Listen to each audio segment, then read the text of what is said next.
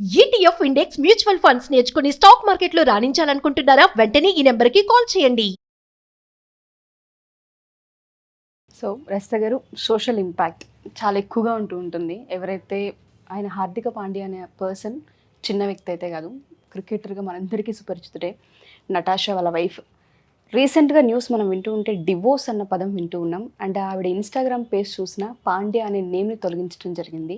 ఈ న్యూస్కి సంబంధించి ఎప్పుడైతే ఆవిడ పేరు రిమూవ్ చేయడం కావచ్చు, ఆయన ఒక చిన్న పోస్ట్ పెట్టి డిలీట్ చేశారన్న వార్త కూడా మనం వింటూ ఉన్నాం. ఏ విధంగా దీన్ని చూడాలి? దీని ఇంపాక్ట్ అంటే రకరకాలుగా మాట్లాడుతూ ఉన్నారు. కొంతమంది మనీ కోసమని, కొంతమంది వాళ్ళ లగ్జరీస్ కోసం, ఇలా రకరకాలుగా వింటున్నాం. అసలు కథనం ఏంటండి? యాక్చువల్లీ మీరు అన్నట్టు ఏదైతే ఇప్పుడు నెరేషన్ అంటే ఇప్పుడు మనం ఈ టాపిక్ తీసుకోవడాన్ని especially when it comes to ఈ సోషల్ ఉన్నవాళ్ళు అంటే స్టేటస్ ఉన్నవాళ్ళు, సెలబ్రిటీస్, వాళ్ళవి ఖచ్చితంగా భూతద్దంలో పెట్టి చూస్తున్నాము. మంచైనా చూస్తున్నాము, చెడైనా చూస్తున్నాము. సో అందుకనే leader always has to behave properly అనేది ఒకటి మనకున్నది. సమాజంలో ఇప్పుడు ఇలా ఎంతమంది పెళ్ళిళ్ళు చేసుకొని డివోర్స్ తీసుకుని అల్యూమిని కానీ ఇలా తీసుకోవడం జరుగుతుండొచ్చు. బట్ వీళ్ళది రాగానే చూడండి, ఒక లైక్ ఇట్స్ అ బూమ్ లాగా అయిపోయింది వాళ్ళ లైఫ్. సో ఎగ్జాక్ట్లీ ఇక్కడ జరిగిన స్టోరీని అంటే మనం ఇది వీళ్ళ కథనాన్ని ప్రకారము ఏదైతే మనకు రిలీజ్ అవుతున్న వీడియోస్ని బట్టి కానీ వాటిని చూసుకుంటే దీన్ని కొంచెం మనము దీనిలో ఇన్పుట్స్ ఏంటని చూస్తే కనుక ఈ అమ్మాయి ఎవరైతే ఉందో షీఈస్ అ బాలీవుడ్ హీరోయిన్. అంత ఎక్కువ లేకున్నా కానీ తను కొన్ని హాట్ సాంగ్స్ ఉంటాయి కదా, వాటిలలో చేసింది, కొన్ని మూవీస్లో చేసింది. But at the same time తనకి ప్రీవియస్గా కూడా ఒక బాయ్ ఫ్రెండ్ ఉన్నారు అనేది మనకు కథనాలు వినిపిస్తున్నాయి. వాట్ ఎవర్, అది పెద్ద వింత విశేషం అయితే కాదు ఇవాళ రేపట్లో అని కట్ చేస్తే కనుక వీళ్ళిద్దరూ లివిన్లో ముందు నుంచి ఉండటం జరిగింది. హార్దిక్ పాండే ఉన్న ఈ అమ్మాయి తర్వాత వాళ్ళు పెళ్లి చేసుకోవటం. పెళ్లికి ముందే తెలిసిన కథనాల ప్రకారం అయితే మాత్రం వాళ్ళిద్దరికి ఒక బాబు కూడా పుట్టాడు. పుట్టాక then they been to marriage. అంటే ఫస్ట్ అసలు లివిన్లో ఉంటూ మళ్ళీ బాబు పుట్టడము, పుట్టిన తర్వాత పెళ్ళికి అంటే ఇక్కడ అంత పెద్ద డిస్టర్బెన్స్ ఆఫ్ రిలేషన్ అంటే డిఫరెన్స్ ఆఫ్ ఒపీనియన్స్ వస్తే ఈ పాటికే వచ్చి ఉండాలి. అయినా కూడా మళ్ళీ పెళ్లి దాకా వెళ్ళారు అంటే they tried both like to stay together అనేది ఒకటి కనిపిస్తుంది మనకు వాస్తవం. ఇంకా తెలియాల్సి ఉంది అసలు ఎందుకు ఈ అమ్మాయి డివోర్స్ కోరుకుంది అనేది మనకు తెలియాలి. ఎందుకు అంటే ఫస్ట్ ఆఫ్ ఆల్ ఎవరైతే పెళ్లి చేసుకుంటారో ఎస్పెషల్లీ ఈ సోషల్ ఈ సొసైటీ ఏది మన సెలబ్రిటీ బ్యాక్గ్రౌండ్ నుంచి వచ్చిన వాళ్ళకి ఖచ్చితంగా ఇమ్మెన్స్ రిలేషన్స్ అయితే ఉంటాయి. అంటే మెన్కి ఉమెన్తో అంటే లైక్ రిలేషన్స్ అంటే నేను ఇల్లీగల్ ఎఫైర్ పెట్టుకోవడం కామన్ అదాన్ని ఇప్పుడు నేను వాటి మీద వాదించదలుచుకోలేదు. There is no point. And ఈ అమ్మాయి వచ్చిన బ్యాక్గ్రౌండ్ నుంచి తీసుకున్నా కూడా బ్యాక్గ్రౌండ్ కూడా ఆల్మోస్ట్ అట్లాంటిదే. సో వీళ్ళకి ఇన్సెక్యూరిటీస్ కానీ ఏదైతే పొసెసివ్నెస్ కానీ లేకపోతే ఇలాంటివి ఏమైనా ఉంటే కూడా నాకు తెలిసి ఇప్పటి వరకే సబ్సైడ్ అయి ఉండాలి. బట్ స్టిల్ అయ్యి ఫైట్ చేసి వాళ్ళు రిలేషన్ని కొనసాగించి ఒక బాబుని కానీ దాని తర్వాత పెళ్లి వరకు తీసుకెళ్లారు అంటే lot of journey. It's not a small journey. So Babu 1.5 years ఉన్నాడు. ఇప్పుడు సడన్లీ అనౌన్స్మెంట్ ఇప్పుడు మీరు చెప్పారు ఇన్స్టాలో నుంచి పేరు కూడా తొలగిచ్చేసింది. షేమ్ ఏమనిపిస్తుంది అంటే ఈ మధ్య మనం చాలా వింటున్నాము, ఇష్టమైన వాళ్ళ ప్రేమించేటప్పుడు టాటూలు వేసుకోవటం, ఇప్పుడు మీరు అన్నట్టు ఇన్స్టాలలో అడ్డదిడ్డమైన ఫోటోలు పెట్టడం. అంటే నీ ప్రైవసీ అంటే లిటరల్లీ నువ్వు హగ్ చేసుకుంది లేకపోతే కిస్ అవసరం లేదు మీడియాకి.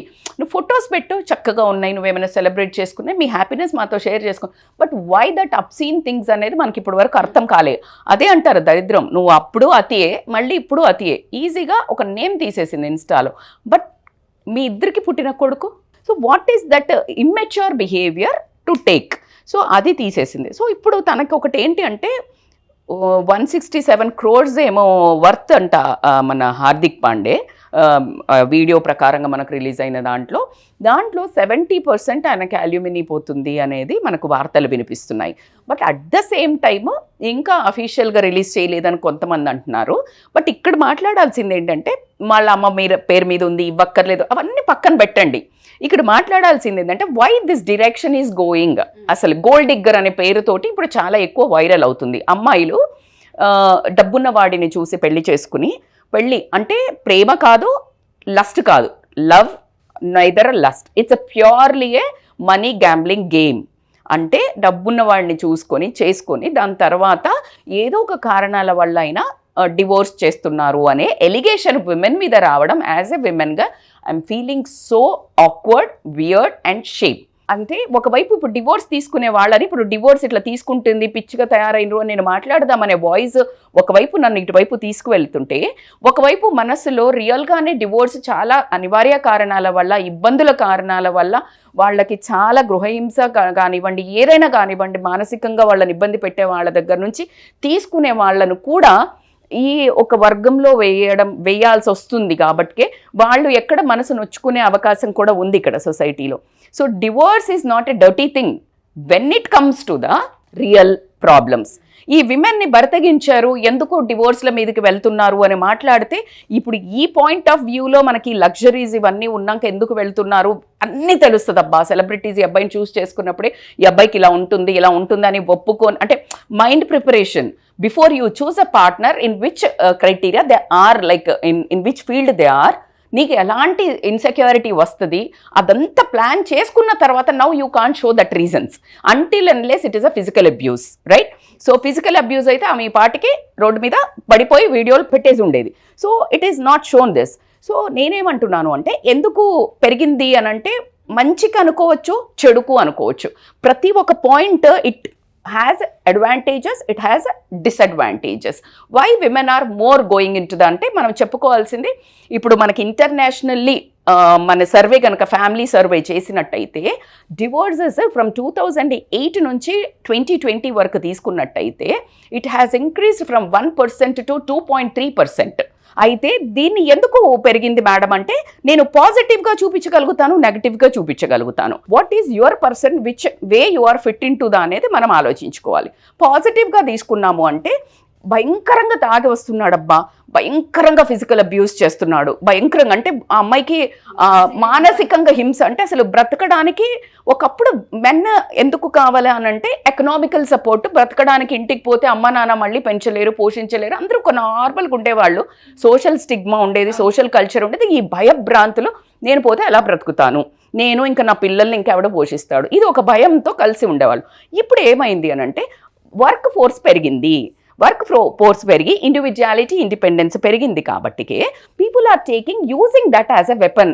ఆత్మస్థైర్యంగా వాడుకొని తనను తను రక్షించుకోవడానికి అట్లాగే అణిగిమణిగి ఇంత భరించి ఉండక్కర్లేదు అని ఒక అడుగు ముందుకేసి తనను సంఖ్యలు తెంపుకొని సొసైటీని కూడా తను కాస్త ప్లీజ్ చేసుకొని, పేరెంట్స్ని ప్లీజ్ చేసుకొని వెళ్తున్న తరుణం.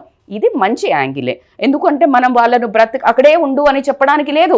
మీరు చూస్తే ఇవాళ ప్రొద్దునే మాట్లాడాం మనము, కట్నం కోసం వాడు వేధిస్తుంటే తల్లిదండ్రి ఒప్పించి బయటకి మళ్ళీ పంపించినందుకు కత్తితో చంపి తలకి సుత్తేసి కొట్టి అట్లాంటి దుర్మార్గులతో కలిసి ఉండి అని చెప్పాల్సిన మనం అంతా మాత్రం వద్దు. ఎప్పుడు ఒక లక్ష్మీదేవిలాగా సరస్వతి దేవిలాగా ఉండే ఒక అమ్మవారే ఎప్పుడైతే దుష్ట శిక్షణకు వెళ్తుందో అప్పుడు ఒక కాళికాదేవి అవుతుంది. ఖచ్చితంగా అలా అవ్వాల్సిన అవసరం అయితే ఎట్టి పరిస్థితుల్లో ఉంది, ఎప్పుడు నీకు ఇలాంటి ప్రాబ్లమ్స్ వచ్చినప్పుడు. బట్ సెకండ్ వర్గంగా దీన్ని తీసుకొని ఈ ఫ్రీడమ్ కావాలా, ఇండిపెండెన్స్ కావాలా, నేను డబ్బు సంపాదిస్తున్నాను, నా భర్తకు ఈక్వల్గా సంపాదిస్తున్నాను అనే ఉద్దేశంతో దీన్ని ఇంకొక రకంగా యూజ్ చేసి, ఇప్పుడు నేను రాత్రి బయట వెళ్తున్నాను, నా హస్బెండ్ వద్దన్నాడు, change. It is not correct. You can't use that financial freedom or your workforce. నువ్వు ఆ బరితెగించిన అక్కడ అలా యూజ్ చేయటం అనేది చాలా, ఏది లేడీగా అయినా, నేను ఒక రెస్పాన్సిబుల్ సిటిజన్గా అయినా అది తప్పు అని చెప్తాను. ఎందుకు అంటే సమాజానికి నువ్వు ఇచ్చే మెసేజ్ అది కాదు. భరించలేనప్పుడు చేసేది వేరే, బాధ్యత లేకుండా చేసేది వేరు. నా ఇప్పుడు ఈ అమ్మాయి మీద ఇలా నింద పడింది అంటే వాస్తవాలు ఎలాగో వెలుగులోకి వస్తాయి ఉషా, మనకు తెలీదు. ఆ అమ్మాయిని గోల్డ్ డిగ్గర్ అంటున్నారు. To what extent this is a reality, we have to find out, we will speak on that. But 100% సమాజానికి ఒకటి ఏంటంటే, ఆడపిల్లలు ఎప్పుడైనా డివోర్స్ ఇచ్చినా కూడా అది గౌరవంగా 10 మందికి, అరే ఈ అమ్మాయి డివోర్స్ ఇచ్చడానికి కారణాలు బలంగా ఉన్నాయి, ఆమె వేసిన అడుగు కూడా పిల్లలను లేకపోతే తన ఇండివిడ్యువాలిటీ కాపాడుకుంటూ 10 మందికి ఆదర్శప్రాయంగా ఉంటూ ముందు జీవితాన్ని కూడా చాలా కేర్ఫుల్గా డిసిషన్ తీసుకున్నది అనే ఒక ప్రాయంగా ఈ అమ్మాయిలు కనుక డివోర్స్కి అప్లై చేస్తే, divorce is not a dirty thing. But నువ్వు ఏదైతే ఇలాంటి చిన్న చిన్న కారణాలు కానీ, లేకపోతే నీకు వాళ్ళు బాగా, నేను అనలేని వర్డ్స్ అంటే అలా పిచ్చిగా నువ్వు బిహేవ్ చేసి నీ ఇండివిజువాలిటీ కోసం, నీ సెల్ఫిష్ కోసం, చిన్న చిన్న వాటి కోసం, నీ సుఖాల కోసం, నీ స్వార్థం కోసము నువ్వు కల్చర్ని మట్టు పెట్టి, తల్లిదండ్రులను బాధ పెట్టి, నేను కట్టుకున్నోడిని బాధ పెట్టి, సమాజానికి ఇబ్బంది కలిగేలాగా చేస్తూ నువ్వు బయటికి పోవడం అనేది ఆడదానికైనా, నేను అమ్మగా అయినా నేను మాత్రం ఖచ్చితంగా నిరాకరిస్తాను. బట్ ఈ అమ్మ లేడీ అనే ఒక పదంకి ఒకటే మీనింగ్ ఎప్పుడు ఎవరు మాట్లాడుకున్నా కూడా అనుకువ, టాలరెన్స్, ఇవన్నీ చాలా సహనం అనేది మనకు బై డిఫాల్ట్ వచ్చింది. సహనాన్ని దాటి ఏదైనా చెయ్యండి, కానీ స్వార్థపూరితమైన నిర్ణయాలు తీసుకొని ఖచ్చితంగా సొసైటీలో ఇలా ఇంకొక ఆడవాళ్ళకు కూడా గోల్డ్ డిగ్గర్స్ అనో లేకపోతే బరితగించారనో ఇలాంటి టైటిల్స్ ఒకళ్ళ మూలంగా ఇంకా వేరే వాళ్ళు కూడా రావడానికి మీరు కారణం అవుతున్నారు. కాబట్టికే కొంచెం ఆడవాళ్ళగా ఖచ్చితంగా నేను బాధపడాల్సిన విషయం అనే మాత్రం చెప్తాను. ఉషా, సుమన్ టీవీలో మీ పర్సనల్ అండ్ బిజినెస్ ప్రమోషన్స్ కోసం కింది నెంబర్కి కాంటాక్ట్ చేయండి.